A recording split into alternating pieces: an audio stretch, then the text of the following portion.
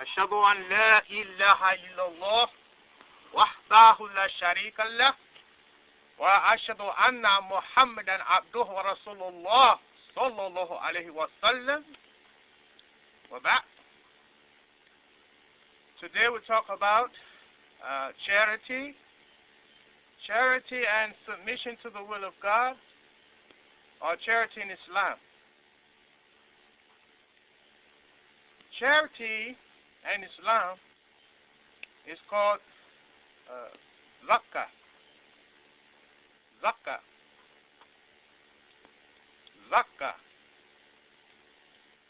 And this zakah, this charity, is the formal branch of charity. This zakah, it's 2.5% of every sane, adult, male, Muslims, honest yearly earnings if their property reaches a minimum amount set by God and His Messenger. It's a purifier of the heart. Charity is a purifier of the heart. It's a purifier of society. It's a social gift taken from the excess wealth of the rich and given to the poor.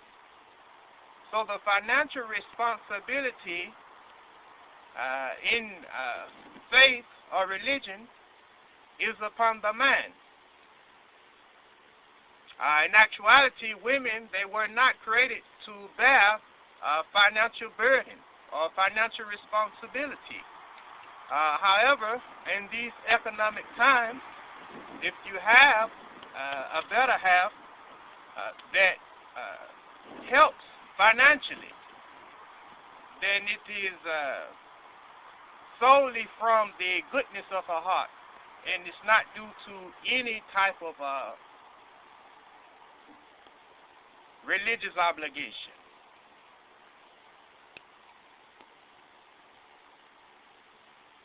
So for the men, if their property reaches the minimal amount set by God and His Messenger, then they're obligated to pay the zakat, that 2.5%.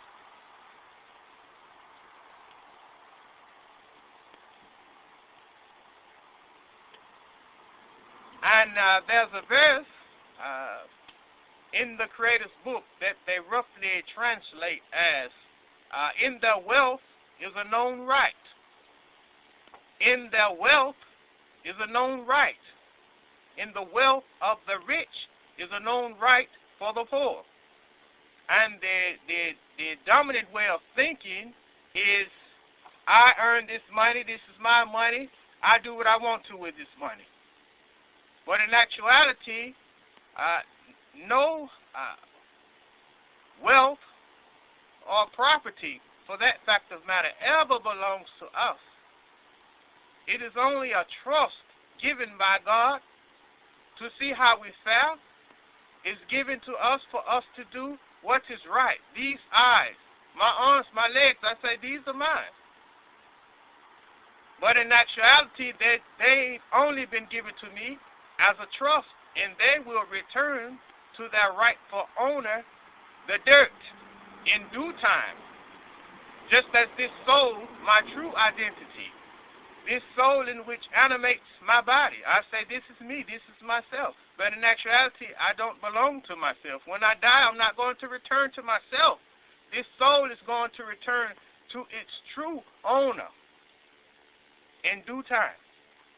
So no wealth, no property ever really belongs to us. And when the people, or the masses of the people, undertake the thought that this is my money, I work for this money, I do what I want to do with this money, then what would the world be like when such thoughts dominate the atmosphere? You see, have you ever been to Skid Row? Or have you ever been to downtown Atlanta after dark? All of those people, all of those human beings lined up on the footsteps of immaculate skyscrapers, and they're sleeping in cardboard boxes, you see. And none of us inspire the earth to manufacture any of its goods. So what then gives us the right to bar the needy from their due right? When God is Rabbil Alameen, He's the nourisher, the sustainer, protector of all. You know, there's a brother, he travels the world, and, you know, I spoke with him many years ago, and he told me about this country in Africa. Maybe it was Mali. Well, he said this verse, in their wealth is a known right. In the wealth of the rich is a known right for the poor. He said the people of this country, they take that verse to heart, you see. And he said whenever they finish their financial responsibilities, whatever they have left over, the excess, they put it in their back pockets. And if you're walking the street and you are needy, you can go and get that money, and they won't say nothing to you. SubhanAllah. Giving has a direct effect on the heart.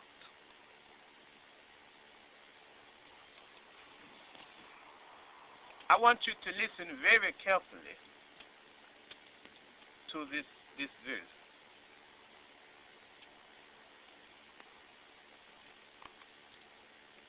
أعوذ بالله من الشيطان الرجيم بسم الله الرحمن الرحيم إنما صدقت للفقراء والمساكين. The charity or the sadaqah, in this case the zakah, that 2.5%, it's obligatory because this is who it is for. It is for the poor and needy, those who ask and those who don't ask. It goes on to say, وَالْغَامِلِينَ عَلَيْهَا, and it's for those who distribute their funds. You see, those who enforce or distribute this system of giving. It's for them. Then it goes on to say, وَالْمُؤَلَّفَةِ قُلُوبُهُمْ, and it's for bringing the hearts closer to God. This money is used for bringing hearts closer to God. وَفِي رِقَابِ وَالْغَارِمِينَ, and it's for the freeing of captives or the freeing of slaves, you see. And this may sound above the air or above the atmosphere, but in the time of this revelation, which was about 1485 years ago, there were a lot of slaves on the earth. You see, the African continent is right next to Arabia. You see, and many of the Arabs, they had slaves, you see, but during the advent of Islam, this money from the zakah were used to free slaves, because no one should be a slave to anything but the Creator.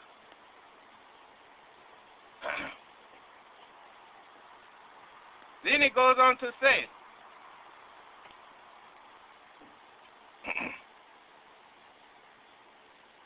وَفِي سَبِيلِ اللَّهِ وَابْنِ السَّبِيلِ, and it's used for fighting in the cause of God, you see.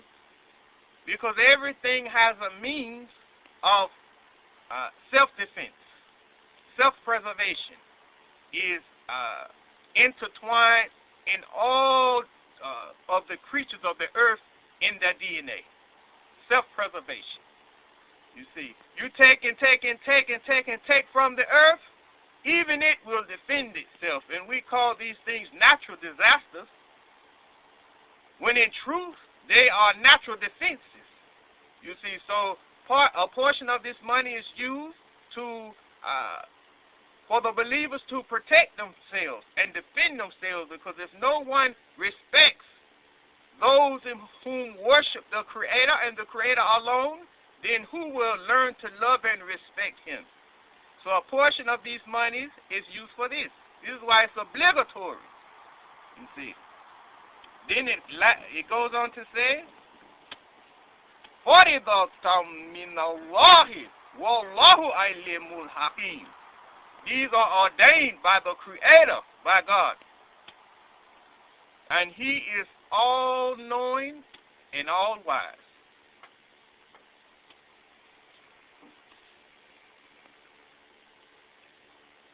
So as for those who have no money, the extremely poor, they still are not exempt from making a contribution into the society in which they live.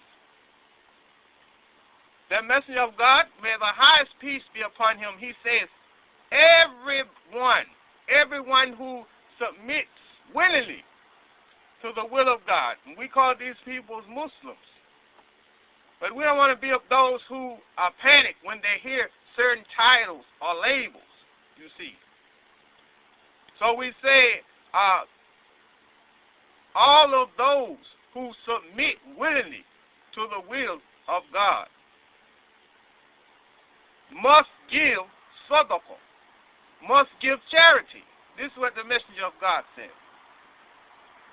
Then he goes on to say, a smile is charity. So if you don't have any money, then smile. It's charity. You know, the power and the effect over the heart that a smile can have. You see, so he said smile. You don't have any money? Smile. That's charity. Then he goes on to say to pick something up out of someone's way is charity. So to help your neighbor or someone in the streets is charity. To pick something up out of someone's way is charity. You know, I saw this guy, you know, he was throwing paper all over the ground. And I picked it up and put it in the trash can, and I said, excuse me, can you come here for a second? Would you look in here? And he looked over in the trash can, and I asked him, would you like to live in here? And he said, of course not. And he had a look of disgust on his face at even the notion of such a thing. And then I said, well, if everyone on the earth did as you just done and threw trash on the earth, then that's what the earth would be. It would be a garbage can. So to pick up things that are out of place is charity, you see. Then he went on to say to abstain from what's wrong and stand up for what's right is charity, you see. So not going along with the norm. Oh, everybody else is doing it. It's okay, you see. But stand up for the right. That's charity.